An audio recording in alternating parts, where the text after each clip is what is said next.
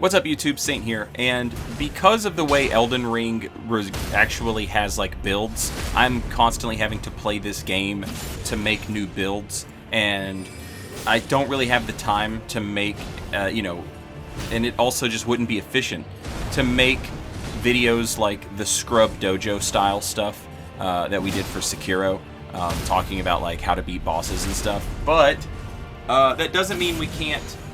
Like Crucible Knight, you fight him early. A friend of mine said he's quote-unquote guy in armor perfected. And when she said that, I was like, yeah, that's it. He's perfect. And that's the perfect description. People talk about input reading a lot, and let's take a look at what people consider input reading. What you're actually seeing here is like position-based reading. There is definitely input reading from enemies in Elden Ring. But I feel like 90% of what people call input reading is actually just like positional-based reads. That guy is not going to do that attack that I just showed off unless you stay close enough to him to trigger it.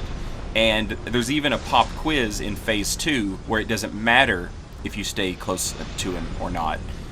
He's going to quiz you on whether you learned first attack misses, second attack is big. He's going to pop quiz you on that, because it's possible you didn't see it, and they want you to learn that, and so you're going to learn it here from Crucible Knight. If you stay too far away, he won't do what you just saw me punish. And if you choose to stay far away and not draw that out, he's just going to do something else, right? This entire game is based around finding openings to punish, but rather than be like Dark Souls, where the enemy does this long, drawn-out 5 or 6 hit string combo and you punish it, in Elden Ring, you're punishing things as they are happening. This is it's incredible, actually. It's not about passivity. We still have the old-school Dark Souls moves, the gap closers that enemies will use to try and get close to you.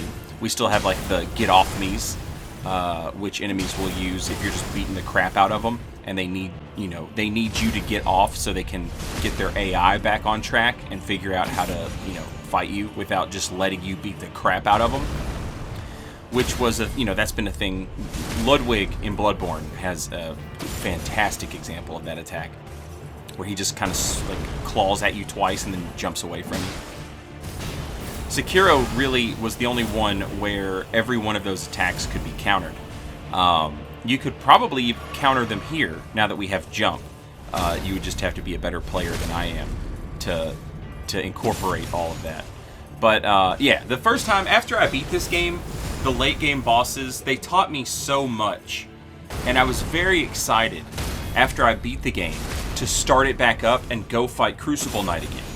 Because I realized, watching those late game bosses, how much stuff I could have punished on Crucible Knight.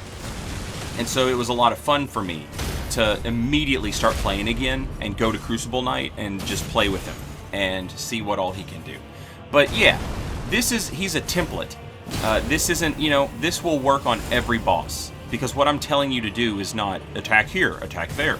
What I'm telling you to do is to pay attention and to watch and see. The positional based triggers that these bosses have, and you get to decide when to punish and when not to punish based on what's best for your build. Like with this build, I can just stay up close and I can punish everything he does. But if you're playing like a very spellcaster, magey type who wants to throw fireballs, you're going to have to learn this fight differently. If you're playing someone who doesn't use a shield, you're going to have to learn this fight differently, because you can't just parry. But it's there to learn. Just because you're seeing me play it one way doesn't mean this is the only way to play it. And that's what makes Elden Ring bosses so fun. And I would encourage you to think of them that way. And also, maybe, something you think that's input reading, maybe don't put in an input and see how the boss reacts. See how the boss responds to it. And I hope this helps, because I see a lot of people complaining about, input reading. And, input reading does exist in the game, but again, I think it's fine. What would you rather the boss do? Nothing? Like, just only respond to, you know what I mean? Like, just throw out random wild nonsense for no reason. And then, you know, like, right now, go back and play Asylum Demon and see how much fun it is compared to an actual interactive boss that, like, actually is trying to, like, have a conversation with you in the form of combat. Anyway, I'm working on a new build. This is what it'll look like. This is what it looks like now. It's going to go up to level 60 or 70, I think. I'll see you soon. Till then, later, y'all.